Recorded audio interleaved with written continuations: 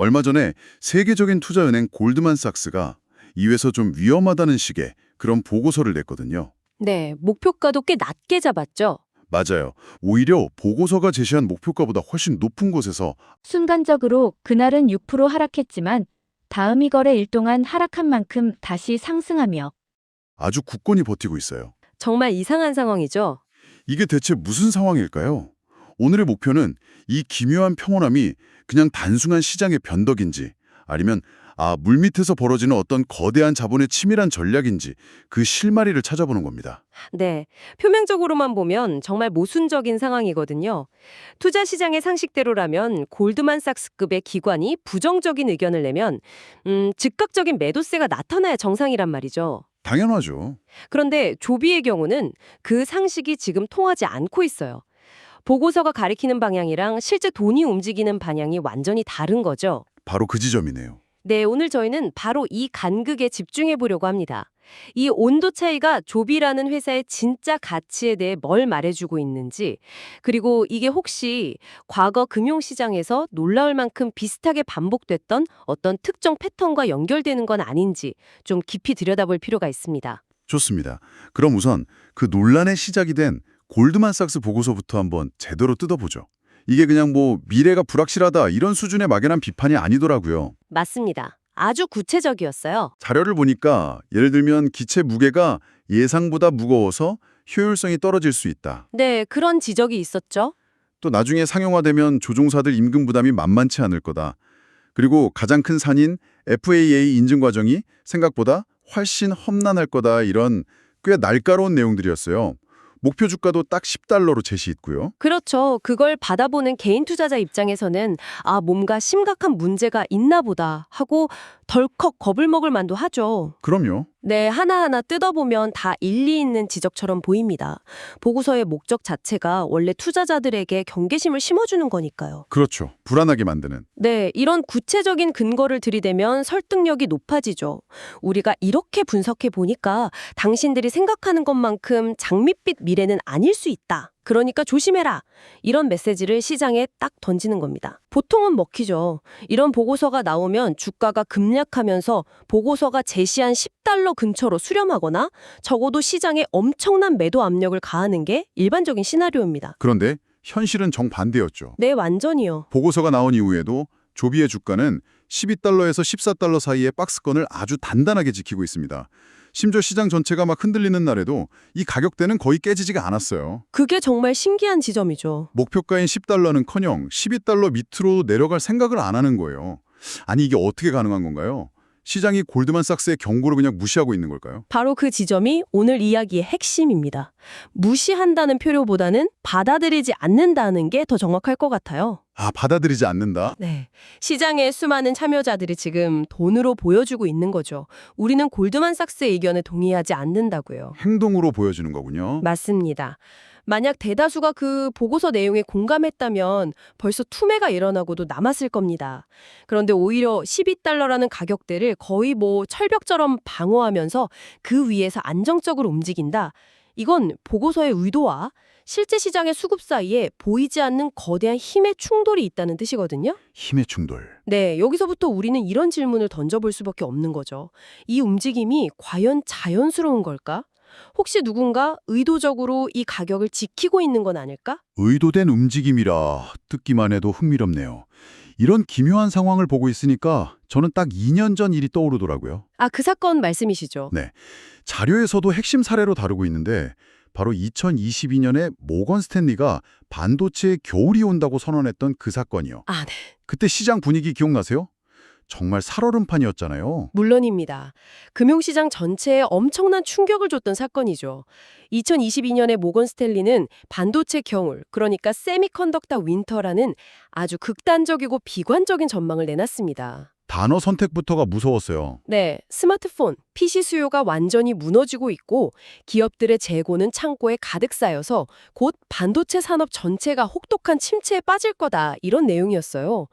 그야말로 공포스러운 예언이었죠. 그 보고서 하나에 시장이 그대로 얼어붙었죠. 맞습니다. 삼성전자, TSMC는 물론이고 당시 최고 주가를 달리던 엔비디아, AMD 같은 세계적인 기업들 주가가 정말 폭포수처럼 쏟아져 내렸어요. 맞아요. 이제 반도체 사이클은 끝났다는 말이 공공연하게 나올 정도로 시장 전체가 공포에 질렸던 기억이 생생합니다. 그런데 나중에 알고 보니까 엄청난 반전이 있었잖아요. 맞습니다. 이게 정말 영화 같은 이야기인데 나중에 공개된 공시자료나 포트폴리오 변화를 추적해 보니까 네. 정작 그 비관적인 보고서를 썼던 모건 스탠리는 바로 그 공포의 시기에 해당 주식들을 어마어마한 규모로 사들이고 있었던 게 드러났습니다. 세상에. 그러니까 공개적으로는 위기를 경고해서 개인 투자자들의 불안 심리를 극대화하고 투매를 유도한 뒤 네, 투매를 유도한 뒤에 정작 자기들은 그 덕분에 싸진 주식을 조용히 그리고 아주 공격적으로 쓸어담고 있었던 거죠. 정말 대담한 전략이네요.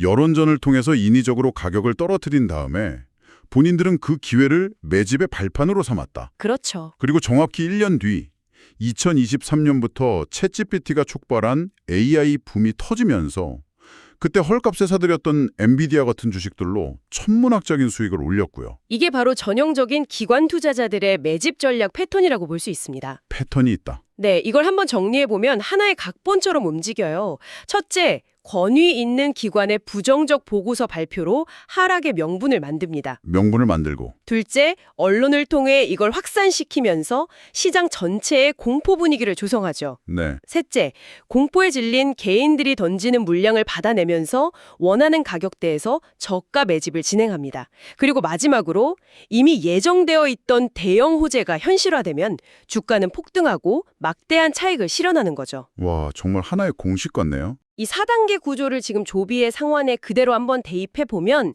현재 벌어지고 있는 기묘한 현상들이 상당 부분 설명되기 시작합니다. 그렇군요. 그럼 지금 조비의 상황이 그 각본의 3단계, 즉 저가 매집 구간일 수 있다는 가설이 성립되네요. 네, 그럴 가능성이 있죠. 골드만삭스의 보고서가 부정적 보고서 발표 단계에 해당하고 시장의 미묘한 불안감이 공포 조성 시도라면 지금의 12, 14달러 박스권은 매집이 이루어지는 무대일 수 있다는 거고요. 바로 그겁니다. 그렇다면 가장 중요한 네 번째 단계, 즉 대형 호재에 해당하는 뭔가가 조비에 있다는 뜻이겠군요. 골드만삭스가 보고서에서 굳이 비중 있게 다루지 않았던 그런 긍정적인 측면들이요. 정확합니다. 기관들이 이런 위험을 감수하면서까지 물량을 모으고 싶어 한다면 그만한 이유가 있어야겠죠. 지금 조비는 여러 개의 아주 중요한 성장 모멘텀들을 바로 코앞에 두고 있습니다. 어떤 것들이 있을까요? 자료에서 강조하는 핵심적인 몇 가지만 짚어보죠.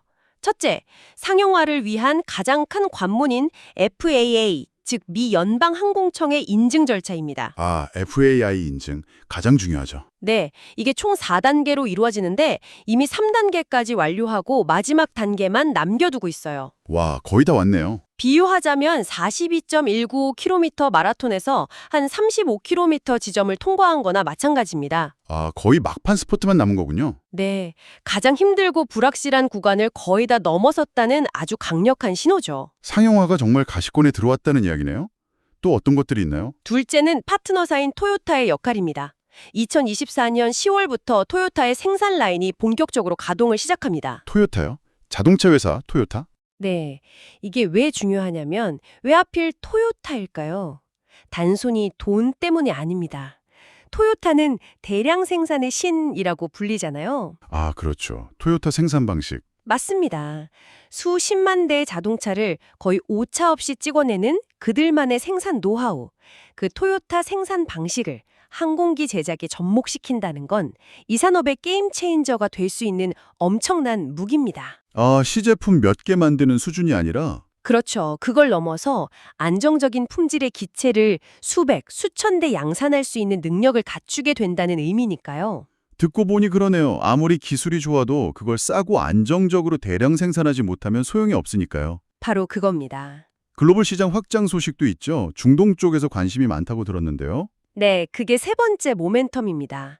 이걸 계기로 사우디나 UAE 같은 중동의 국부 펀드로부터 대규모 투자 유치가 공식화될 가능성이 매우 높습니다. 중동 자본이 들어온다. 네, 중동자본의 특징은 단기 수익을 보고 투자하지 않는다는 겁니다. 도시의 미래의 교통의 혁신이라는 10년, 20년짜리 큰 그림을 보고 움직이기 때문에 이들의 투자는 조비에게 장기적인 안정성을 더해줄 수 있죠. 든든한 우군이 생기는 거네요. 여기에 일본 국토교통성의 규제 완화에 힘입어서 우버와 함께 도쿄, 오사카의 에어택시 노선을 구축하는 계획도 구체화되고 있고요. 와, 정리하자면 FAA 인증, 토요타 양산, 중동 투자, 일본 시장 진출, 확실하고 강력한 호재들이 정말 줄줄이 대기하고 있는 상황이네요. 맞습니다. 아니, 이렇게 명확하고 좋은 소식들이 질비한데 왜 시장은 이렇게 조용하고 주가는 이 모양일까요? 오히려 골드만삭스의 부정적인 보고서에 더 주목하는 분위기고요. 상식적으로는 정말 이해가 잘 안 되는데요. 여기서 아주 중요한 투자 격언이 하나 등장합니다. 격언이요? 네, 자료에서도 지적하듯이 호재는 기관의 매집이 끝나기 전까지는 주가에 반영되지 않는다.